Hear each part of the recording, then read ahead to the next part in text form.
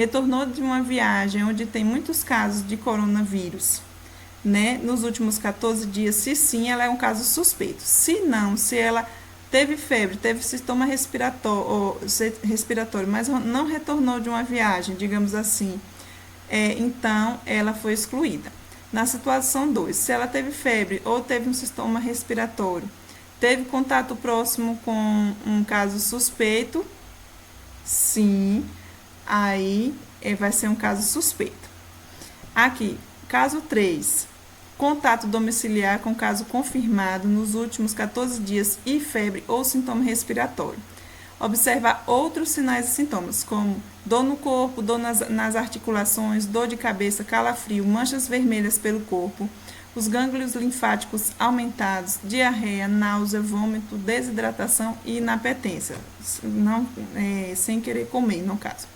Aí sim, se teve todos esses sintomas sim, aqui, sim, é um caso provável. Se não, vai ser excluído.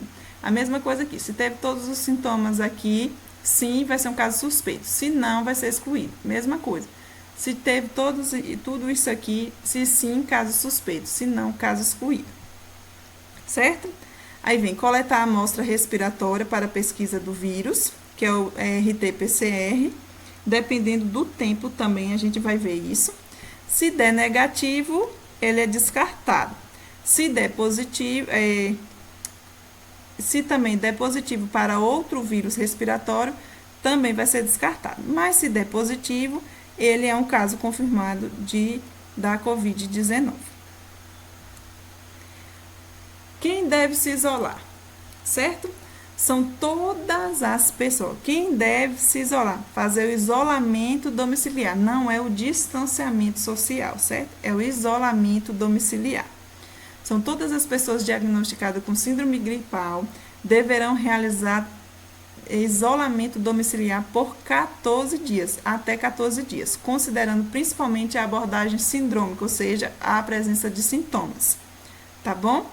Não exigindo a identificação do fator etiológico, né, o que causou, e por meio do exame específico.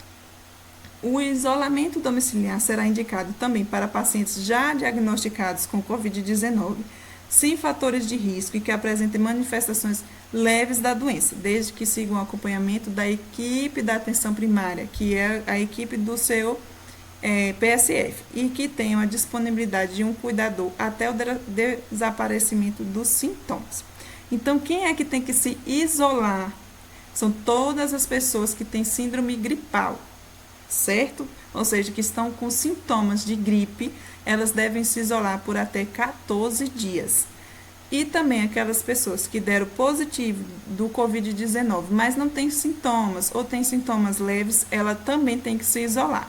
E aí a equipe da Unidade Básica de Saúde, que é o PSF, vai ficar monitorando essa pessoa. Vai ficar ligando de 48 em 48 horas, ou também se for sintomas um pouco mais elevados, aí vai ser de 24 em 24 horas. Vai depender aí do monitoramento desse paciente. Caso suspeito, caso provável, caso confirmado, caso descartado, excluído e os casos curados. Vamos ver. Um caso suspeito, uma pessoa que viajou para uma cidade, para um estado, para um país que tem caso positivo nos últimos 14 dias e apresentou febre, pelo menos um dos sinais e sintomas: tosse, dificuldade de respirar, produção de escarro, congestão nasal, dificuldade para deglutir, dor na garganta, tudo isso aqui, certo? Ou seja, um caso suspeito é uma pessoa que veio de um lugar onde tem casos positivos e apresentou febre ou outros sintomas também, não só febre, certo? E pelo menos um dos sintomas, ou seja, se tiver pelo menos 2 dos sinais e sintomas respiratórios, tosse, dificuldade de respirar, congestão nasal, dor de garganta, tudo isso, ou seja, 2 sintomas, digamos que teve tosse e dor na garganta, teve dificuldade de respirar e dor na garganta, teve congestão nasal e congestão nasal e dispneia, que é a dificuldade de respirar, certo? Essa pessoa e veio dessa cidade, né, desse lugar que tem muitos casos de coronavírus, é um caso suspeito. ou uma pessoa que teve contato com caso positivo e também desenvolveu sintomas respiratórios, tosse, dificuldade de respirar, produção de escarro, congestão nasal, dificuldade de deglutir, dor na garganta, certo? Não necessariamente precisa ter a febre. A gente sabe que a febre não é mais um sintoma exigido, né? Exigido para ser suspeito de Covid. Então, esse caso 2 é uma pessoa que teve contato com uma pessoa positiva de Covid, para Covid. Um caso provável é uma pessoa que convive com uma pessoa que está confirmada de Covid, ou seja, tem positivo.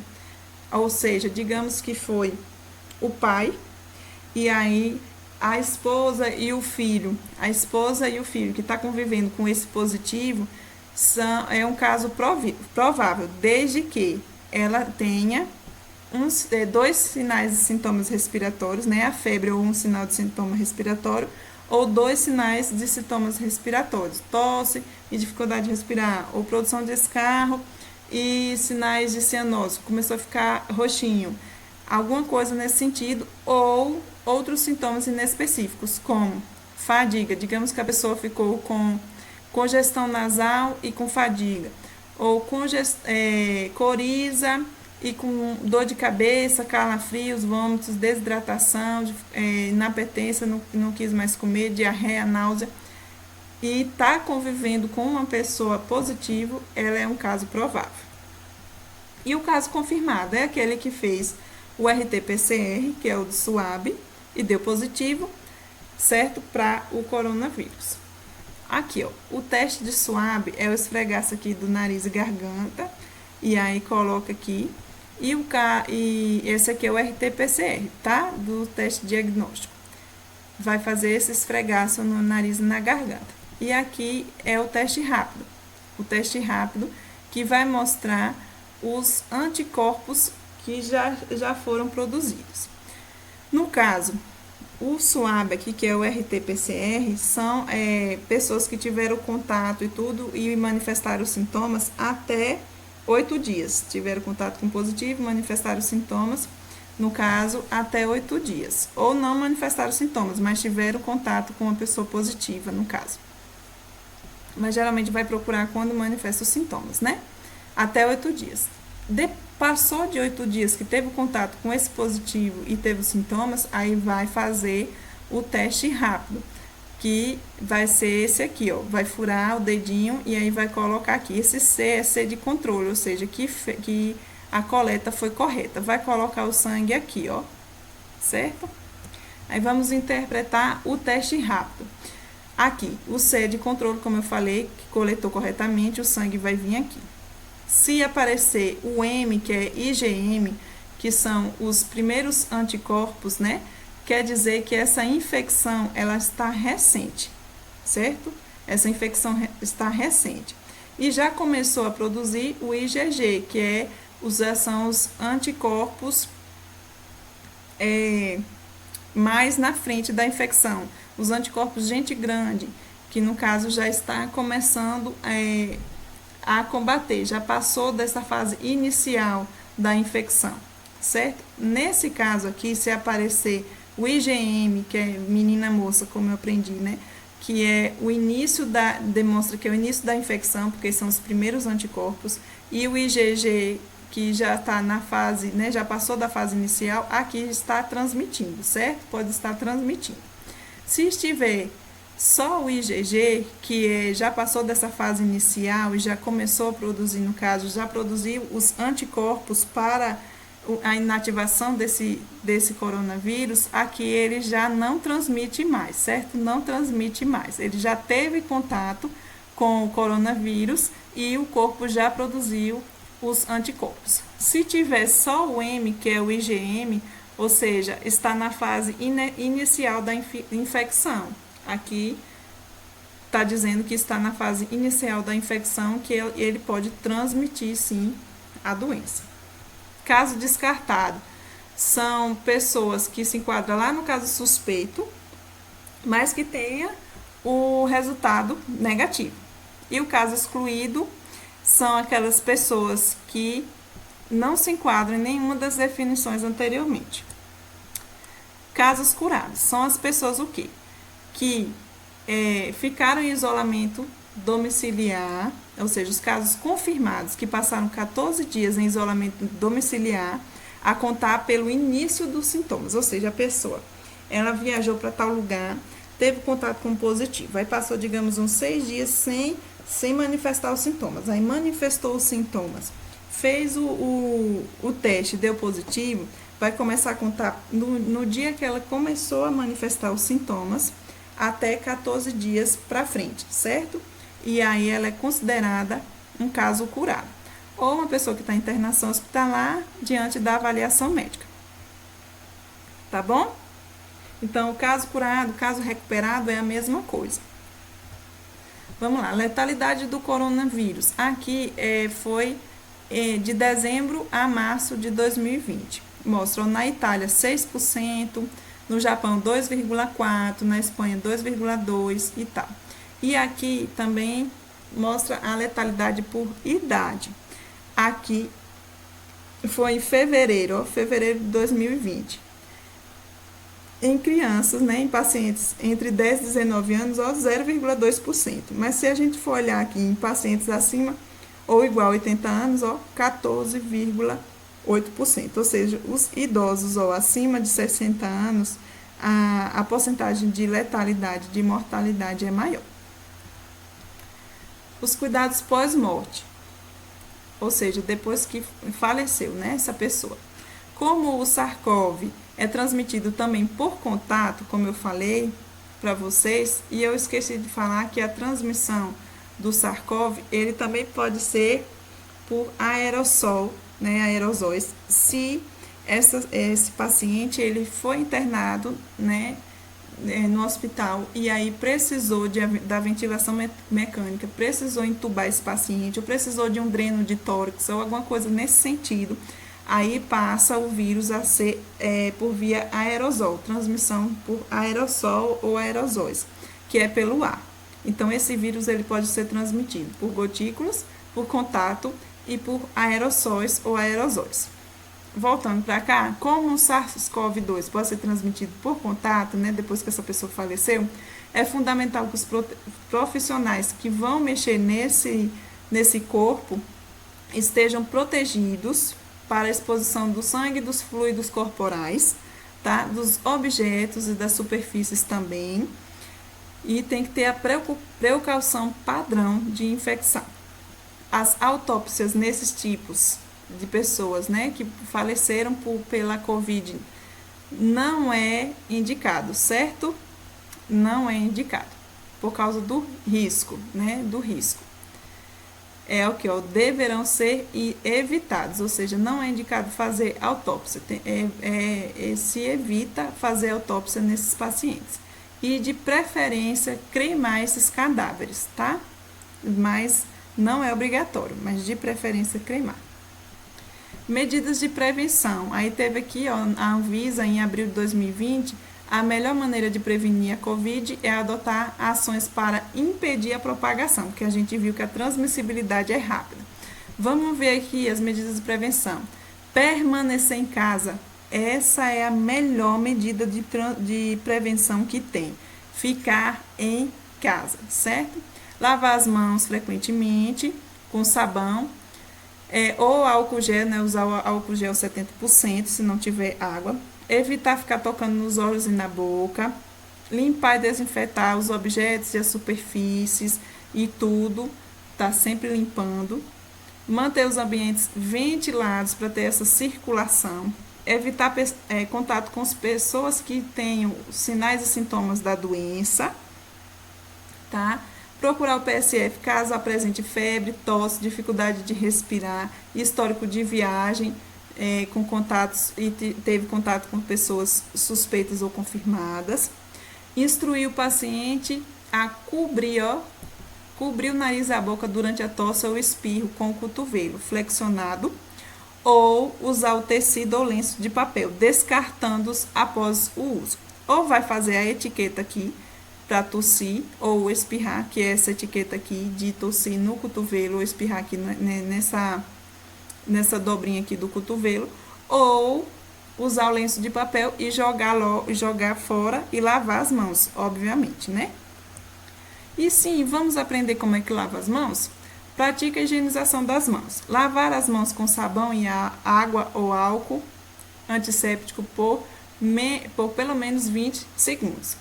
Antes de qualquer contato físico com pacientes, antes de algum procedimento, tem que estar sempre fazendo. Aqui, porque foi a capacitação da enfermagem, então fala disso aqui. Mas olha o que é que a gente tem que fazer, ó. Colocar o sabão aqui, ó, lavar, tá vendo? Em circulação, depois abrir os dedinhos, ó, lavar aqui entre os dedos, tá vendo? Depois fechar, lavar assim, ó, lavar o dedão aqui, ó. Depois as unhas, certo? E aí, quando estiverem secos, suas mãos vão estar seguras. Esse é o protocolo de lavagem das mãos. Vamos lá, aplique uma quantidade suficiente de preparação alcoólica em sua mão em forma de concha para cobrir todas as superfícies das mãos, friccionar as palmas das mãos entre si, friccionar a palma direita contra o dorso da mão esquerda, entrelaçando-os e vice-versa, entrelaçar os dedos nos espaços interdigitais, friccionar o dorso dos dedos em uma mão com a palma da mão oposta, desse jeito, segurando os dedos com movimento, friccionar o polegar esquerdo com auxílio da palma da mão direita, utilizando o movimento circular, friccionar as polpas digitais e unhas da mão direita contra a palma da mão esquerda e vice-versa, e aí vai estar segura suas mãos. E contar aí pelo menos 20 segundos nessa lavagem dessa mão, ou uso do álcool gel.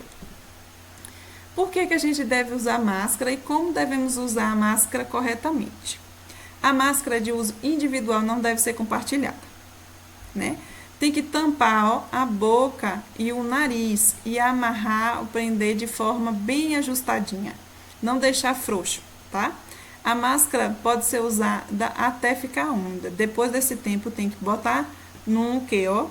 Se tiver na rua, vai colocar num saco fechado para não contaminar o restante dos seus pertences, ó. Colocar num saco fechado aqui, tá?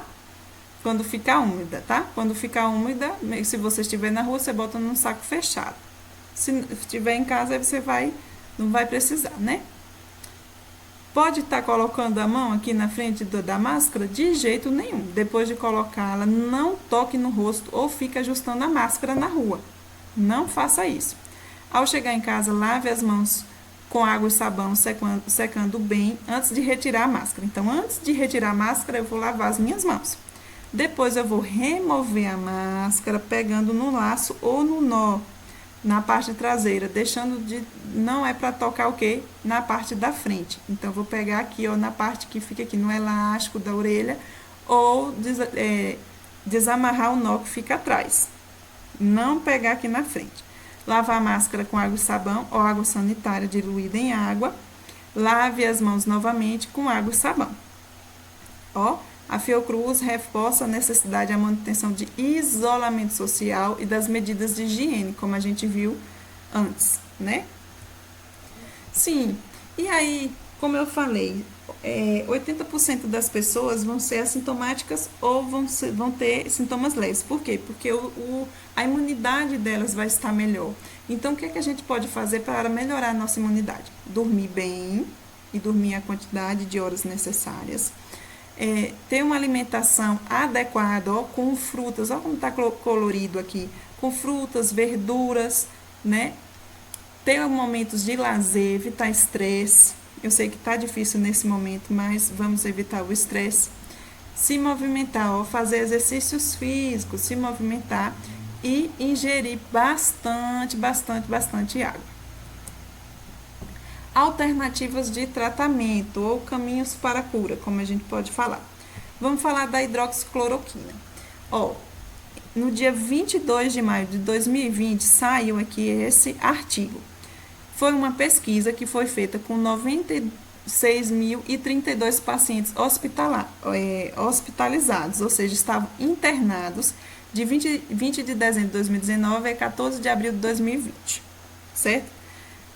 Aqui, ó, essa pesquisa incluiu pacientes da América do Norte, da Europa, da Ásia, da África, da América do Sul e da Austrália, ou seja, todos os continentes aqui, né, foram pesquisados, pacientes de todos os continentes, ok?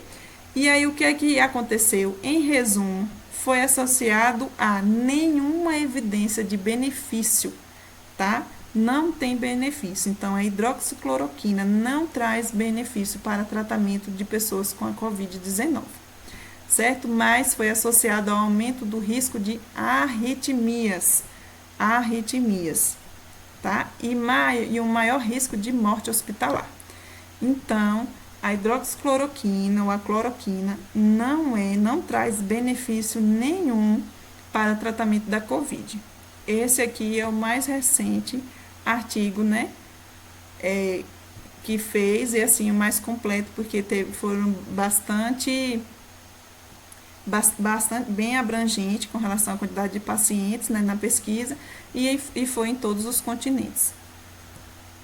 Plasmaterapia, o que é que acontece? Pessoas que tiveram a Covid-19, porque a gente sabe que o plasma ele é composto por 3 componentes, ou o sangue, né? O sangue é composto por 3 componentes: o plasma, os hemoconcentrados e as plaquetas. O plasma é a parte líquida, a parte amarelada do sangue.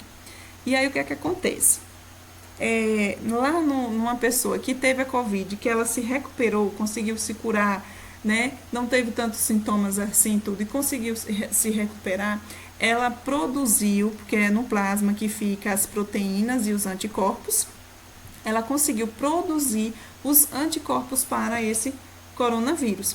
Então, o que é que faz? A plasmaterapia é o quê? São pessoas que estão hospitalizadas, né, com a Covid e que precisaria usar o plasma dessas pessoas, ou seja, a pessoa teve Covid, desenvolveu os anticorpos, ela vai lá, vai doar o sangue, esse sangue vai ser processado, vai ser retirado o plasma desse sangue, vai ser separado, né, e retirado a bolsa de plasma dessa pessoa, e aí vai utilizar em uma pessoa que está infectada com o coronavírus e está hospitalizada. Está sendo usada essa terapia? Sim, a plasmaterapia, sim, está sendo utilizada. Ela é meio complicada porque tem que ter compatibilidade sanguínea, né? Não é qualquer sangue que vai para outro. Não, tem que ter a compatibilidade sanguínea, né? Então, é isso. A plasmaterapia é isso. Eu já vi, né, uma família pedindo para pessoas doarem o sangue no hospital para poder ver se eram compatíveis com um membro da família que estava com a Covid e estava no hospital, estava precisando dessa plasmaterapia, que é uma alternativa. Produção da vacina. Gente, a produção da vacina tem 4 fases, certo? 4 fases. Tem a primeira fase com a quantidade menor de pessoas, a segunda fase com a quantidade maior e a terceira fase com a quantidade maior. E a quarta fase é a produção em larga escala, certo? E tem também o teste antes, que é o teste com os animais. Aí tá tendo aí uma vacina, né? Uma vacina contra a Covid lá na Universidade de Oxford, no Reino Unido. Entre essa semana, que passou aí nessa semana aqui de junho, em sua fase 3, ela já está aqui na fase 3, em que pelo menos 10 mil pessoas serão vacinadas em todo o país, que é o nosso país, o Brasil, entrou, né, nessa fase, que é a fase 3, para poder ver a eficácia dessa vacina.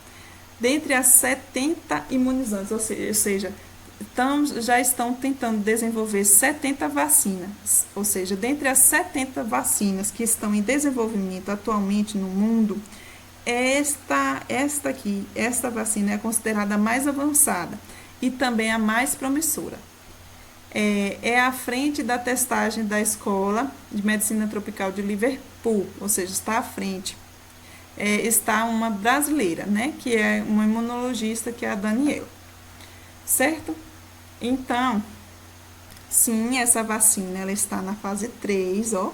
Então falta só mais uma fase, né? Está na fase 3. Nessa semana vai estar testando aqui no Brasil para poder ver a eficácia. E também vi nesse mesmo artigo, foi de uma revista, nesse mesmo artigo aqui, fala que eles já estão também produzindo em larga escala, tá? Porque eles estão realmente confiando de que essa vacina vai dar certo. Mas mesmo assim vai demorar um tempo, porque aqui tem que ser para o mundo inteiro, né? E tem que ver a questão do custo, do benefício, se vai ter como distribuir de graça, ou se vai ser cara, se vai, entendeu? Tem todas essas questões, toda a questão do custo, se vai ter eficácia nas pessoas, tudo isso tem que ser levado em conta na produção de uma vacina. O medicamento Remdesivir. O Remdesivir ele foi desenvolvido para combater o ebola, certo? Foi projetado para desativar o mecanismo pelo qual certos vírus, incluindo o coronavírus, se reproduz, que é reprogramando a célula. Lembra? O coronavírus, o material genético dele é o RNA, certo? Que aí, ó, o que é que o Remdesivir faz? Ele vai desativar, ou seja, ele vai impedir a replicação do coronavírus, né?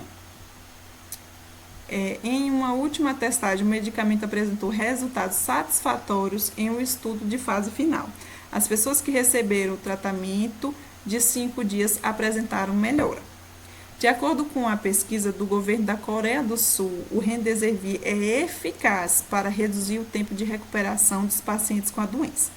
Ele é clinicamente significativo, informou o Ministério da Segurança Alimentar e Médica do país. O governo local anunciou que vai importar esse medicamento, mas não informou o preço e a quantidade. O país foi um dos primeiros afetados pela pandemia, mas conseguiu controlar o avanço com o isolamento social, certo? Rígido isolamento social, ou seja, eles realmente fizeram distanciamento social e aí conseguiram controlar o avanço da contaminação, né? Então, os sul-coreanos tiveram 273 mortos e 11 mil casos apenas. Por causa do quê? Do isolamento rígido social que eles fizeram. Mas mesmo assim, eles vão adquirir, né, o Remdesivir, certo? O achatamento da curva. Essa questão aqui é aquilo que a gente estava falando. Quando as pessoas elas estão convivendo, estão conversando, estão tendo contato com as outras pessoas e tudo, tá indo na casa da prima, da tia, da amiga, de não sei quem, sem necessidade de estar saindo de casa, tá fazendo aglomeração, tá tudo isso, estão fazendo tudo, o que é que vai acontecer? Vai ter um surto, um pico grande, certo? Mas se a gente usar as medidas preventivas, ficar dentro de casa, só sair em extrema necessidade para comprar os alimentos, né? Fazer as suas compras, a sua feira do mês, digamos assim, só para isso, para remédios, comprar remédios que é necessário, sair só uma pessoa de casa, não precisa sair o pai e a mãe, ou então o pai e o filho, não precisa ter acompanhante, saia só um, certo? Usar a máscara, fazer a higienização correta, que são as medidas preventivas. Se fizer isso, o pico vai ser mais baixo e aí vai ter a capacidade do sistema de saúde, ou seja, o SUS vai conseguir controlar tudo isso. Vai ter capacidade de leitos para aqueles 15% que precisa de internação, para aqueles 5% que vão precisar de UTI, vai ter essa capacidade. Porém, tem muita gente que no início fez isolamento social, fez tudo, mas depois começou a relaxar, né? Começou a relaxar com relação a isso, começou a sair, começou a se aglomerar, começou, minha família é grande, certo? Não veja, não vá, fique na sua casa, né? Fique na sua casa, ou então, eu moro todo mundo junto, então vamos tentar evitar contato. evitar contato com as pessoas, certo? É complicado, é muito complicado realmente essas medidas preventivas, porque nem todo mundo tem a mesma situação, tem gente que vive só, tem gente que vive com muitas pessoas juntas em uma casa só de um cômodo, então é bem complicado, bem relativo tudo isso. Mas vamos tentar o máximo ficar em casa, só sair para trabalhar, para comprar alimento, comprar remédio. Não tem necessidade nenhuma de estar indo ver ninguém, nem casa de ninguém, nem visitar ninguém. Você pode fazer isso pelo celular, pelas tecnologias aí. Vamos falar da doença de Kawasaki, da Covid. Essa doença aqui é uma doença inflamatória que acomete os vasos sanguíneos de crianças entre 1 a 5 anos de idade, certo? Os médicos britânicos lá publicaram a definição operacional, que vai listar a febre persistente, comprovação de ausência de outra infecção, disfunção de outros órgãos, inflamação e o resultado do Covid. Então, tá dizendo, nesses médicos diz que tem essa relação entre a Covid-19 e a doença de Kawasaki, que está acometendo crianças. Os dados atualizados do dia 4 de junho, que é hoje, certo? Que é o dia que eu estou fazendo esse vídeo. No mundo tem 6 milhões de pessoas confirmadas positivas e de mortes 382 mil. Os Estados Unidos está em primeiro lugar em casos positivos e o Brasil está em segundo lugar em casos positivos. É tanto que a América ela está sendo considerada o epicentro, né? O epicentro do mundo, ou seja, porque a infecção está aumentando aqui, né? Está tendo o foco, né? O foco e o aumento da contaminação está sendo aqui na América, né? Certo? O Brasil teve 615 mil casos positivos, 274 mil recuperados e 34 mil mortes. Hoje, dia 4 de junho. Muito obrigada por ter ficado até aqui. Com certeza foi uma aula muito extensa, mas muito enriquecedora. Quero dizer que tudo relacionado ao coronavírus é complicado, porque é relativo. Todos os dias tem novos artigos, novas pesquisas. Tudo pode mudar de um dia para o outro, ok? Nós estamos vivendo agora o pico, né? O pico estava previsto para abril e maio, agora foi transferido para maio e junho, porque fizemos o distanciamento social no tempo certo, em março, e aí acabou que o pico não aconteceu no previsto, mas como começamos a relaxar, a flexibilizar tudo isso, acabou que o pico aumentou e nós estamos tendo bastante casos casos positivos do coronavírus, tá bom? Então, vamos continuar, não vamos flexibilizar, vamos tentar ficar em casa. Muito obrigado. Se você achou interessante, inscreva no canal, que eu vou estar postando aulas relacionadas a isso, a enfermagem, a biologia e compartilhando conhecimentos. Muito obrigada.